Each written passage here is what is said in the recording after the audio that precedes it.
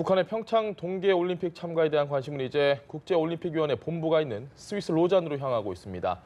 북한의 선수단 규모는 IOC의 최종 결정만 남겨놓고 있는데요. 여자 아이스하키의 남북 단일팀 엔트리 확대 여부가 쟁점입니다. 네, 한편 문재인 대통령과 마크롱 프랑스 대통령이 전화 통화를 하고 평창 동계올림픽의 성공적인 개최와 한반도 평화 정착을 위해 긴밀히 협력하기로 했습니다. 두 분 전문가와 관련된 이야기 나눠보겠습니다. 신인균 자주국방 네트워크 대표, 봉영식 연세대 통일연구원 전문위원 나오셨습니다. 안녕하십니까? 네, 안녕하십니까? 신 대표님, 지금 단일팀 얘기를 먼저 일단 해봐야 될 것 같습니다. 스위스도 좀 반대 입장을 하고 있고, 좀 엔트리가 원래 23명인데 거기서 플러스 알파를 하겠다는 방침인데 이게 또 확정이 될지 안 될지도 모르는 상황이잖아요. 어떻게 보십니까? 또 IOC에서 인정을 해줘야죠. 예. 이제 우리의 희망은 총리나 문화체육관광부 장관은 지금 우리 엔트리와는 관계없다. 예. 더 추가를 할 것이다라고 거의 확정적으로 이야기를 하셨지만 사실 이제 로잔에서 회의를 해서 그 한국에게 그런 특혜를 줄 거냐 말 거냐 그걸 협의한 후에 해야 되는데 로잔이 또 스위스에 있지 않습니까? 예. 근데 우리 상대국이 또 스위스예요. 그 스위스 대표팀은 단호하게 이야기했죠. 공정하지 않다. 왜냐하면 이 아이스하키라는 것이 굉장히 체력 소모가 많기 때문에 예. 여러 개의 그룹을 나누어서 한 팀에서 한 1분씩 계속 한 5명씩 교차로 투입을 할 정도로 체력 소모가 많거든요. 예. 그러면은 우리가 한 30명의 엔트리를 가지고 22명을 경기에 출전시키는데 그날 당일날 첫 경기에는 조건이 서로가 똑같다 치더라도 두 번째 게임, 세 번째 게임 가면 갈수록 우리의 체력은 상대적으로 많이 세이브가 되고 상대의 체력은 더 떨어지겠죠. 예. 그럼 두 번째 게임, 세 번째 게임에 가서는 우리가 비록 22명만 출전시킨다 하더라도 우리는 30명 정도의 엔트리를 가지고 로테이션을 시키니까 예. 체력이 더 많이 비축된다는 거죠. 공정하지 못하다. 이걸 이제 스포츠 정신과 어떻게 또 스포츠 정신과 정치 문제를 어떻게 지금 맞춰 나갈 것이냐 이게 이제 쟁점인데 우리 정부가 너무 장밋빛 그 꿈을 가지고 이렇게 이야기하는 것도 조금 지양을 해야 되고 그러나 지금 이제 우리 어떤 언론이나 국민 여론이 조금 사실은 이 학문과는 좀 반대로 가고 있어요. 사실 보수 언론이나 보수는 현실주의자들입니다. 그리고 진보는 이상주의라고 하죠. 그런데 이상주의자들이 해야 될 것을 현실주의적 측면, 즉 보수가 이상주의적인 이야기를 하는 것이죠. 예를 들어서 저처럼 저는 이제 현실주의자입니다. 그러면 우리 통일을 위해서 이 정도 희생을 좀 할 수 있지 않느냐. 이게 사실 현실주의자예요. 그런데 반대로 지금 전해가고 있죠. 그래서 그런 부분에 대해서 사회적 합의를 어떻게 이루어 나갈 것이냐 굉장히 큰 숙제가 지금 봉착해 있습니다. 네, 알겠습니다. 일단 20일 최종 결정을 좀 지켜봐야 하겠지만 그 전에 위원님 생각도 좀 들어봐야 될 것 같아요. 예, 저는 이 자리에서 아주 좋지 않은 아이디어라는 입장을 계속 말씀드렸습니다. 근데 이 올림픽이 소위 성공을 하더라도 남북관계 개선이라든지 아니면 비핵화에서 진전이 있다 하더라도 이번에 이제 단일팀 구성 이 논란은 문재인 정부한테는 굉장히 큰 타격이 되지 않을까 우려합니다. 왜냐하면 문재인 정부의 가장 중요하고 확실했던 정치적 자산이 크게 훼손된다고 저는 봅니다. 문재인 정부의 가장 중요한 정치적 자산은 뭡니까? 이전 정부와는 다르다는 것이죠. 그런 이미지와 기대와 희망이었는데 결국에는 똑같구나. 결국에는 정부를 신뢰할 수가 없구나. 문재인 대통령께서 2012년 대선 민주통합당 후보 지명 수락연설에서 이런 유명한 말씀을 하셨죠. 기회는 평등할 것입니다. 과정은 공정할 것입니다. 결과는 정의로울 것입니다. 그리고 당선되신 다음에 이 문재인 정부는 절차적 정당성과 피해자, 당사자 중심주의 원칙을 고수해서 그 한 사람 한 사람이 억울한 일이 없도록 하겠습니다. 그래서 그 얘기를 들었는데 어제 제가 영화 곡성을 봤습니다. 거기서 이제 어린 여자 배우가 연기를 참 잘하는데 거기서 유명한 대사가 나오죠. 무엇이 중요한디? 문재인 정부가 무엇이 중요한 것인가를 너무 이제 남북관계 개선에 집착하다 보니까 잠시 잊어버린 게 아닌가. 그 선수촌에 가서 이제 대통령께서 위로하시면서 나라가 이제 여러 가지를 생각해서 하니까 도와달라. 그리고 남북 단일팀이 이제 같이 출전하는 모습을 본다면 역사의 명장면으로 기억될 것이고 좀 이렇게 비인기 종목으로서의 서러움도 씻는 기회가 될 것이다 했는데 남북 단일팀 구상하는 것이 그렇게 좋은 일이면 전 종목에 출전한 모든 한국 선수들이 다 단일팀을 구성해야 되지 않겠습니까? 예. 근데 그런 게 과연 이 젊은 세대한테 이제 정유라 사건을 겪은 젊은 세대한테 과연 위로의 메시지가 됐을 것인가? 이 정부는 빨리 가느라고 혼자 가고 결국에는 멀리 가면은 같이 가야 된다는 이야기에서 점점 멀어지고 있는 것이 아닌가? 이런 시발점이 되지 않은가 생각합니다. 알겠습니다.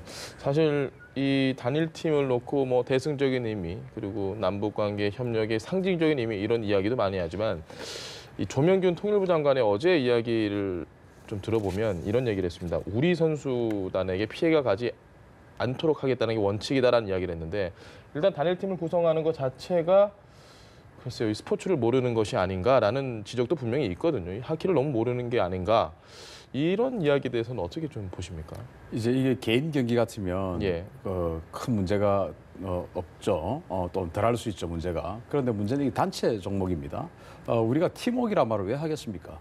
만약에 이게 지금 이제 바로 이제 한 달도 안 남았는데 올림픽 예. 개최가 그러면은 이 정도 이렇게 모아서 한 열흘 정도 또는 일주일 정도 손발 맞춰서 할 수 있는 경기라면은 왜 우리가 이 캐나다인 여성 그 감독을 오래전부터 선임을 해서 지금까지 연습을 해왔고 왜 선수촌이라는 걸 만들어서 국가 예산을 투입해서 국가대표 선수촌을 만들어서 거기서 다 집에서 그냥 있으면 편안한 사람들을 다 거기 모아서 합숙훈련을 몇 달, 몇 년씩 시키고 왜 하겠습니까? 팀워크를 맞추라고 하는 거거든요. 예. 그런데 조명균 통일부 장관은 뭐 학자니까 잘 모르고 하신 말씀일 수 있는데 그러나 지금은 해당 당국자이기 때문에 예. 잘 모르고 하시는 말씀이 있어서는 안 됩니다. 그래서 양해를 구하는 말은 할 수 있지만 모르고 하는 이야기는 해서는 안 된다. 예. 그래서 지금 우리가 이런 단일팀을 구성하는데 여러 가지 어려운 점은 있고 또 일부 피해가 가는 부분도 있을 수 있지만 예. 좀 더 큰 틀에서 우리가 통일로 가는 큰 어떤 하나의 족적을 남기는 차원에서 좀 양해를 해달라라는 차원을 통일부 장관 입장에서 할 수 있겠지만 아무 문제가 없다. 이 말은 조금 사실과 너무 다른 동떨어진 이야기를 하고 있지 않느냐 저는 그렇게 봅니다. 저는 거기에 예. 덧붙여서 예. 통일에 도움이 된다 하더라도 왜 여자 하이스하키 팀한테 물어보지도 않고 일방적으로 강요를 하는지 이거 스포츠 행사는 스포츠 행사의 순수성을 지켜야 된다는 게 원칙 아닙니까? 예. 이번 평창 올림픽 대회에 이제 문재인 대통령께서 마크롱 프랑스 대통령과 전화를 했지만 마크롱 프랑스 대통령도 평창 올림픽에 올지 안 올지 아직 정해지지 않았습니다. 예. 오지 않을 확률이 높다는 얘기가 나오고 소위 4강 미국, 러시아, 중국, 일본의 최고 정부 수장이 오지 않습니다. 예. 그걸 두고 정부에서는 이거는 순수한 글로벌 스포츠 재전이기 때문에 이 4강 외교의 틀, 어떤 안보 차원에서 이거를 바라서는 안 된다, 예. 평가해서는 안 된다 이야기했는데 이 통일부 장관의 말씀을 보면은 이건 스포츠 행사이지만 또 통일과 남북관계 개선, 또 안보 상황의 개선에 큰 도움이 되는 행사이기 때문에 선수들과 국민들이 좀 양해해 주십사 이런 메시지를 던지기 때문에 지금 혼란이 오고 있습니다. 예. 이 평창 올림픽 게임은 우리나라가 두 번 실패하고 세 번째 주최권을 획득한 경사입니다. 그 전에 밴쿠버한테 밀리고 소치한테 밀렸을 때는 그 IOC 위원들의 입장은 무엇이었냐면은 한국이 이야기하는 것은 동계 올림픽을 성공적으로 개최하면은 한반도에 평화가 오고 통일의 희망이 더 싹튼다. 그렇다면 국제 평화에도 기여하기 때문에 글로벌 스포츠 외교에 큰 승리가 될 것이다. 이런 메시지를 했는데 IOC 위원들은 그건 한국한테는 중요하지만 이거는 순수한 스포츠 행사다. 예. 이렇게 해서 소치와 밴쿠버의 손을 들어줬죠. 그래서 이 평창 올림픽 때 민회를 이겼을 때는 새로운 지평선이라는 새로운 슬로건을 내세워서 한국만을 위한 제전이 아니라 모든 스포츠인, 특히 이제까지 동계 올림픽 강국이 아닌 나라에서 제2의 제3의 김연아가 나올 수 있는 아이스링크가 없는 나라에서도 동계올림픽에 참가할 수 있는 기회를 열어줘야 된다. 1924년 이후로 동계올림픽이 21차례 개최됐는데 그중에 19차례가 소위 동계올림픽 스포츠 강국, 예. 북미와 유럽에서만 열렸고 아시아에서 2번 개최됐는데 일본, 삿포로와 나가노에서만 열렸다. 예. 한국한테 기회를 달라. 이제까지 기회를 잡지 못했던 나라와 그 어린이들이 제2의 김연아가 되는 꿈을 갖게 해달라. 그래서 민헨을 1차 투표에서 이겼지 않습니까? 예. 근데 문재인 정부에 와서는 이런 새로운 지평선, 우리가 세계에 약속했던 그런 올림픽 정신을 구현하는 것이 사라지고 이게 남북의 관계 개선이라든지 정치 논리가 계속 앞으로 나가고 있습니다. 이렇게 된다면 과연 앞으로 IOC에서 아시아 지역, 특히 동계올림픽 강국이 아닌 나라, 한국과 같은 나라에 올림픽 주최권을 주는 것이 타당한가, 이런 국제 여론이 형성될 위험성도 있습니다. 알겠습니다. 지금 봉 의원님이 굉장히 좀 따끔한 지적을 많이 해주셨는데 우리 정부 당국자들의 인식을 두고 사실 국민 여론이 좀 안 좋은 부분이 있는 게 이낙연 총리가 뭐 어차피 아이스하키 여자 아이스하키 팀 메달권이 아니다 이 얘기로 한번 공분을 샀다가 또 지금 보도 나오는 거 보면 청와대 관계자가 이 단일 팀이 아니었다면 누구도 여자 아이스하키 팀에 주목을 하지 않았을 것이다.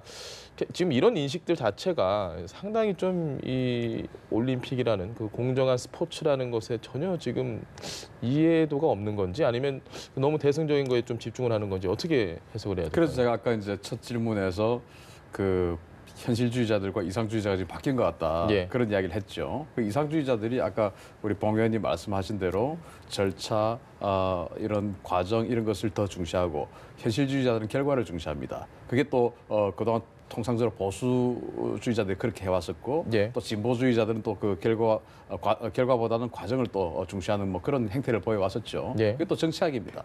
그런데 지금 말씀하신 대로 그 이상주의자들이 당국자가 되니까 예. 현실 정치를 해야 되니까 현실 정치와 이상은 동떨어져서는 안 되지 않습니까? 예. 그래서 이제 그런 어떤 그동안 이 사람들이 이런 사람들이 아니었는데 하는 그 굉장히 의외의 이야기들이 지금 막 나오고 있는 것이죠. 따라서 이상과 현실은 분명히 괴리가 있다. 그렇지만은 지금 우리는 엄연히 현실이기 때문에 그 현실을 우리가 어떻게 정리할 것이냐라는 숙제인데 그러면 이제 이 문재인 정부가 통일을 지향하고 통일의 기틀을 마련하고 싶고 한 그런 게 있다면 사실은 뭐 예를 들어서 저 같은 그 현실주의자들은 예. 이런 이야기들을 합니다. 우리가 국가에 우리 대한민국 모든 남성들은 국가에 21개월을 희생을 하지 않습니까? 예. 그러니까 그 안보를 위해서 희생을 하는데 여기에도 우리 통일을 위해서 조금 그래서 이제 우리 국가가 총력의 노력을 기울여서 엔트리에서 빠지는 일은 없도록 해줄 테니까 어떤 한 게임 정도 혹시 덜 뛰게 되더라도 예. 그 정도는 좀 양해해달라. 또 국민들에게도 좀 우리가 정말 열심히 하면 메달을 딸 수 있지만 혹시 그로 인해서 메달을 못 따더라도 우리가 그보다 더 큰 결실을 맺을 수 있는 과정 중에 하나니까 좀 이해를 해달라. 이렇게 설득하는 것이 오히려 더 나았지 않을까. 그렇게 봅니다. 현재로서는 좀 그런 설득 작업을 보기보다는 그냥 좀 밀어붙인다는 뉘앙스가 강한 것 같습니다. 저는 이제 대통령께서 선출에 내려가셨을 때 참 좋은 기회를 놓쳤다 아쉬워하고 있습니다. 예. 거기서는 이해해달라는 메시지보다는 이 정부가 잘못 판단했다. 초심을 잃었고 무엇이 중요한지 깜빡했다. 단일팀 구성을 하지 않을 테니까 안심하고 훈련해라. 나라다운 나라를 만들기 위해서는 약속한 것을 지켜야 된다. 예. 이런 메시지를 하셨으면 오히려 더 감동을 받고 이 평창 올림픽에 대한 대국민적 또 글로벌 지지라든지 또 남북 간에 이렇게 협력하는 데서도 국민적인 공감대가 오히려 올라갔을 텐데 말씀하신 대로 정부가 다 알아서 하니까 좀 국민 입장에서는 이해를 하고 참아달라 이런 예. 메시지를 했기 때문에 그 실망과 그 답답함이 더 깊어진 것이 아닌가 생각합니다. 과거 정부에서도 그랬지 않습니까? 세월호 유가족들에게 슬픔은 이해하지만 지금 사건 이후로 참사 이후로 이게 나라 내수가 너무 위축돼서 나라 경제가 힘드니까 정부를 믿고 일상으로 되돌아가 주십사 이런 메시지를 지난 정권에서 했죠. 예. 또 이명박 정부 때는 한미 간의 FTA 조기 체결이 중요하기 때문에 수입 새우의 시장을 조속히 개방해야 된다. 이 국가의 행위를 믿어달라 이런 예. 메시지를 했었죠. 그런데 이제 신 대표님께서 말씀하신 대로 이전 정권과 다른 정부라는 것이 이 문재인 정부의 가장 큰 정치적 자산이었는데 그것을 지키지 않고 존중하지 않는 행동을 보이고 있기 때문에 예. 어떻게 보면 굉장히 작은 그런 케이스일 수도 있죠. 하지만 대한항공도 그때 땅콩 휘양 사건이 예. 작은 사건이 아니었지 않습니까? 이것을 수습하는데 이제 문재인 정부가 굉장한 곤란을 겪지 않을까.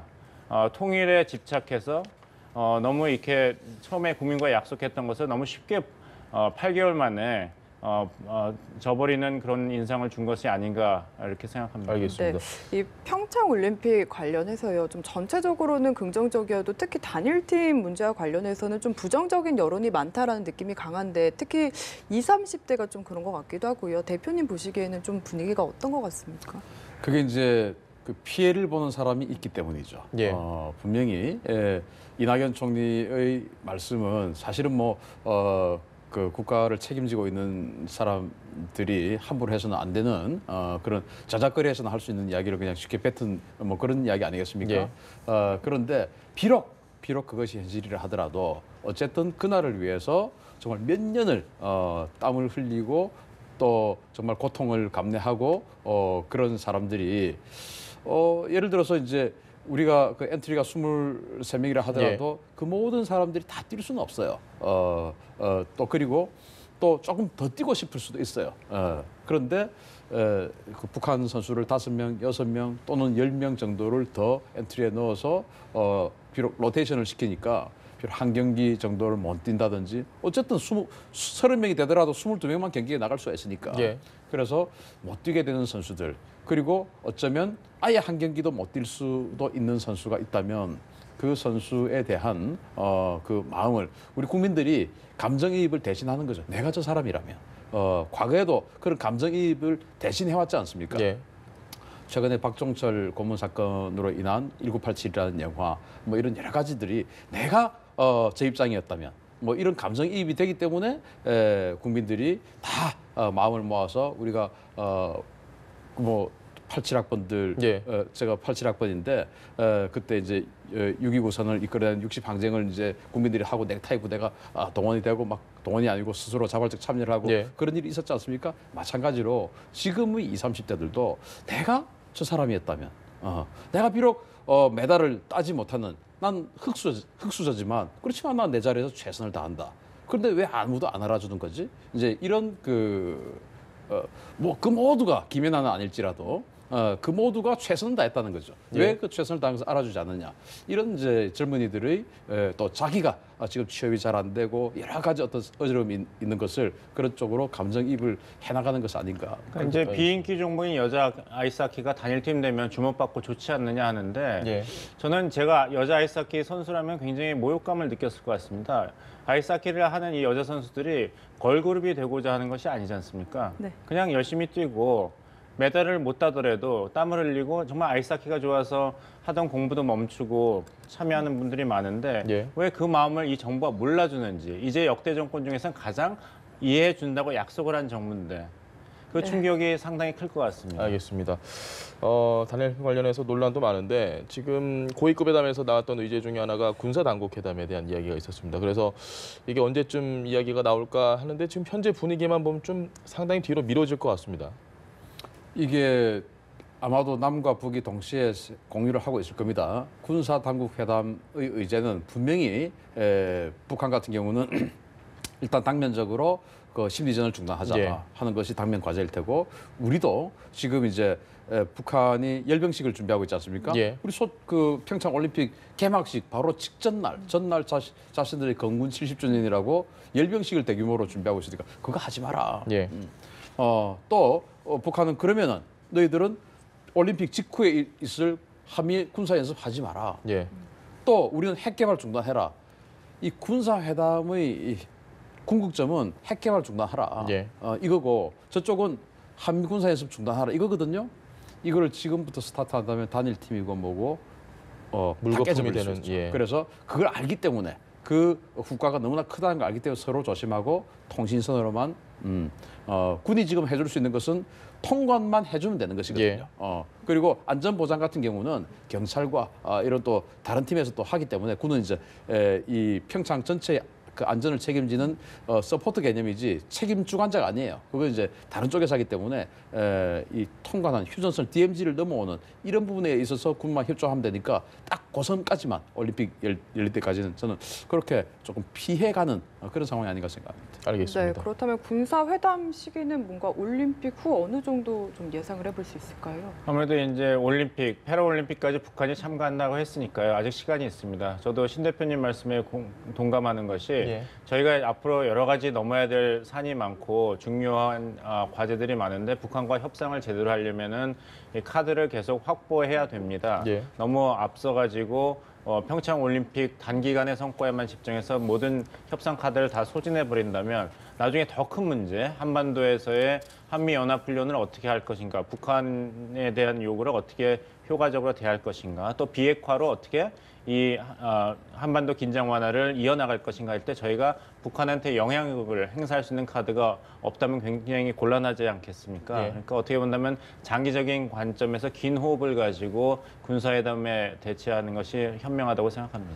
봉 의원님, 그런데 이 북한이 계속해서 주장하는 건 민족끼리, 그리고 6.15 때로 돌아온 것 같다.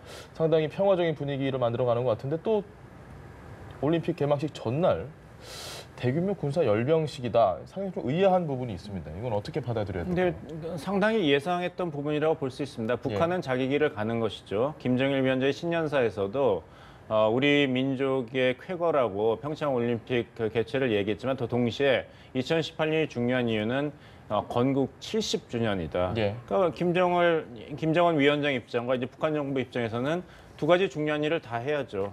꼭 전날 해야 될까요?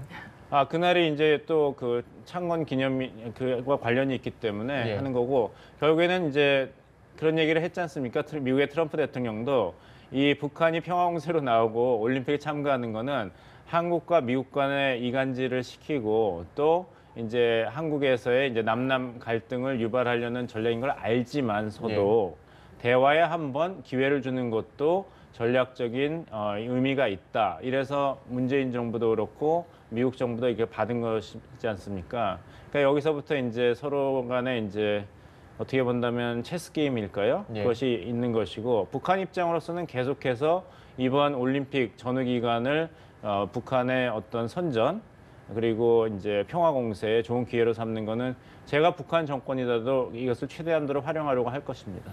네. 이게 북한에게는 정말 꽃놀이패인 것이 예.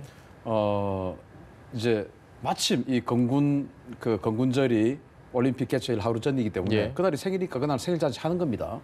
그런데 이게 얼마나 북한에게는 그 여러 가지 다각적으로 활용될 수 있는 카드인가 하면은 첫째, 우리가 지금 이제 이 올림픽을 평화적으로 아주 성대하게 홍보를 하기 위해서 굉장히 노력하고 있지 않습니까? 예.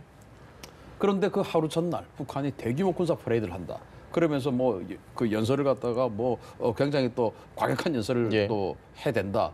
굉장히 그 위험한 일이죠. 예. 그러면은 우리 정부가 북한에게 부탁을 할 겁니다. 그 협상을 하겠죠. 연기해달라. 첫째, 하지 말아 달라. 예. 아니면은 올림픽 이후로 해달라. 그럼 하지 말아 달라고 하면은 북한에 그러면 우리에게 뭐 해줄 건데. 그럼 연기해주면 우리에게 뭐 해줄 건데. 그럼 연기도 안 하고 우리 무조건 해야 되겠다. 당일날 해야 되겠다. 그러면은 우리 또 이렇게 요구하겠죠.